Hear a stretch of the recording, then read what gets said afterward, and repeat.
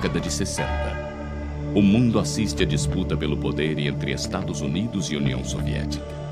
Na América Latina, os ideais socialistas de Fidel Castro e Che Guevara atraem de um lado opositores radicais e do outro seguidores apaixonados. No Brasil, o presidente Jânio Quadros não resiste às pressões políticas e renuncia. João Goulart prepara-se para assumir a presidência. Mas o Brasil é surpreendido por uma conspiração que levaria ao golpe militar. Era o início dos anos de chumbo.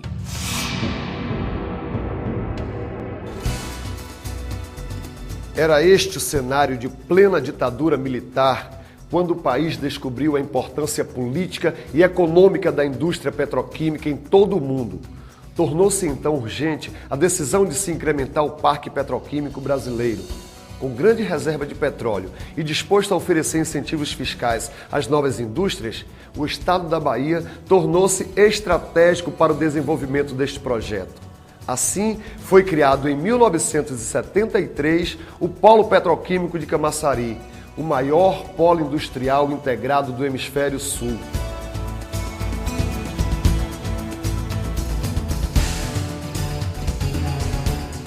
A estratégia dos militares, a partir da década de 70, foi pensar uma industrialização no Brasil que favorecesse segmentos poderosos, empresariais e também a participação do capital estrangeiro. A indústria química na Bahia é um exemplo particular disso, onde grupos empresariais familiares como Odebrecht, Mariane e Econômico passaram a controlar um segmento importante da economia brasileira, que é o segmento da indústria química e petroquímica.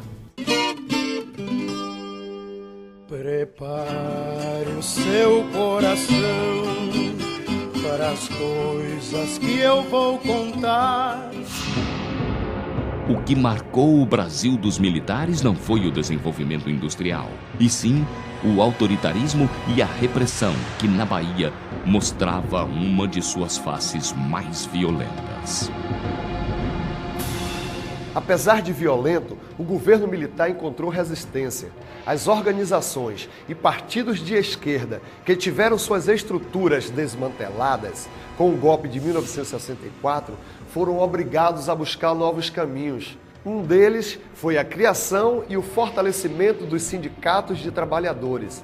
Desta forma, impulsionados por ideais de igualdade e justiça, além de reivindicar melhores condições de trabalho, os sindicatos assumiram a tarefa ainda maior de lutar pela democracia.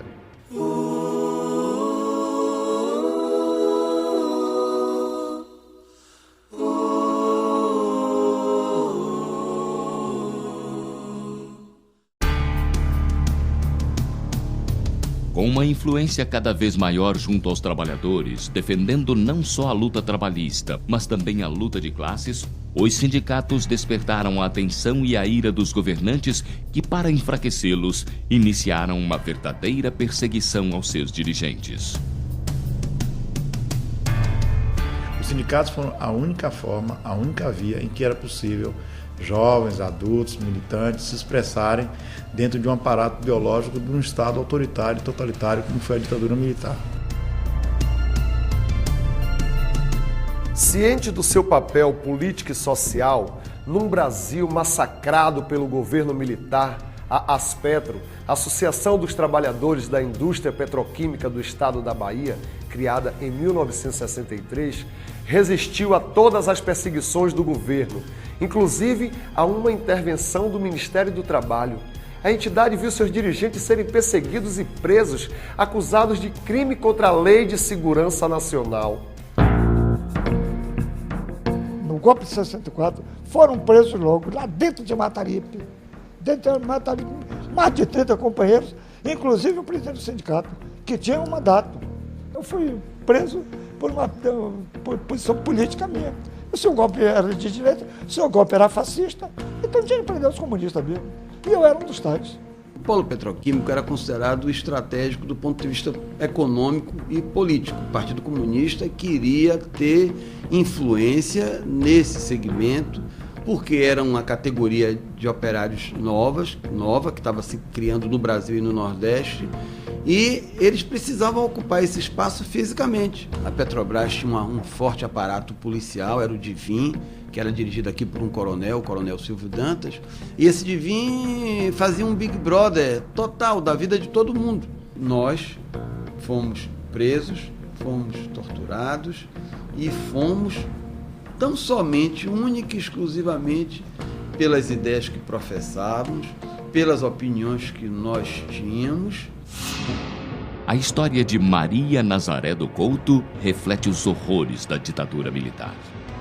Em 1975, ela era casada com Sebastião Amaral do Couto, dirigente da Aspetro e militante do Partido Comunista Brasileiro.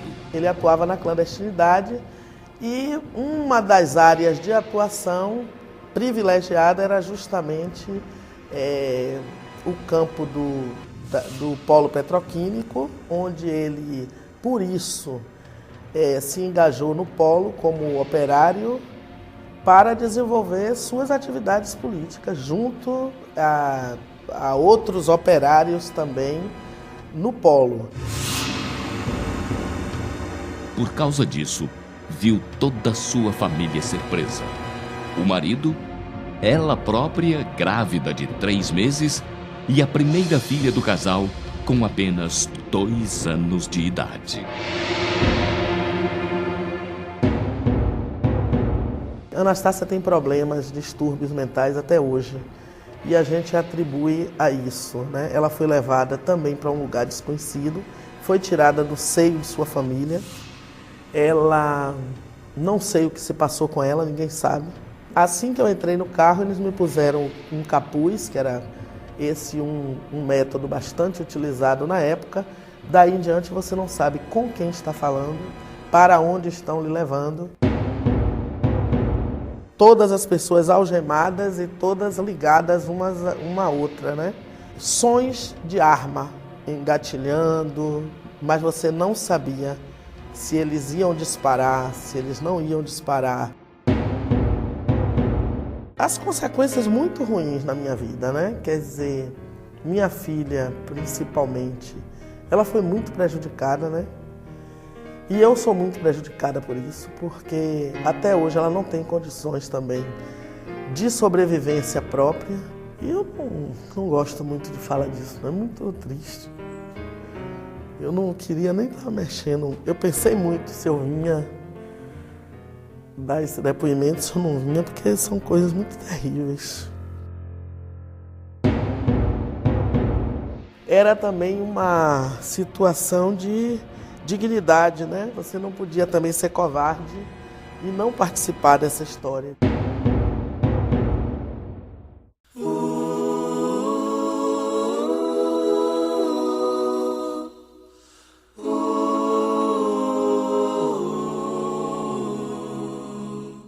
Você vem, me agarra, alguém vem, me solta. Apesar de tudo, a Aspetro conseguiu crescer e transformar-se em sindicato. Assim, em 1978, em pleno regime ditatorial, surgiu o Sindiquímica, Sindicato dos Trabalhadores da Indústria Petroquímica do Estado da Bahia. Logo, o Sindiquímica tornou-se o mais importante sindicato do nosso estado, não só pela importância do segmento econômico que representava, mas por sua ampla atuação política e ideológica na busca incansável por um país livre e democrático. Foi um processo de conquista de novas direções e de um enfrentamento para que as liberdades democráticas fossem plenamente recuperadas. O Sindiquímica colaborou política e logisticamente com outras entidades de classe. Apoiou a reforma agrária, o movimento negro, o movimento contra a carestia, promoveu debates e atos públicos e desempenhou um importante papel na organização e politização do trabalhador baiano. Tudo isso sem esquecer a luta por melhores condições de trabalho.